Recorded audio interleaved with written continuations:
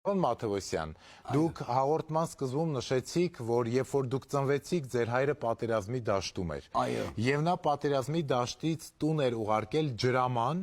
որի վրա գրված էր ձեր անվան առաջին տառը։ Կզարմանաք, եթե հիմա ջրամանը հայտնվի մեր տաղավարում։ Բայց ով կարող է բերի։ Խնդրեմ։ Այս ջրամանի մասին է խոսքը։ Վայ, ես պապայինս ով մեր տնից եք վերցրել, ով տվել։ Ձեր տան անդամները։ Այս ջրամանն է, չէ՞ որ հայրը ուղարկել է պատերազմի դաշտ։ Սրբություն ասայից համար ես պահում եմ, որ չտեսնեմ։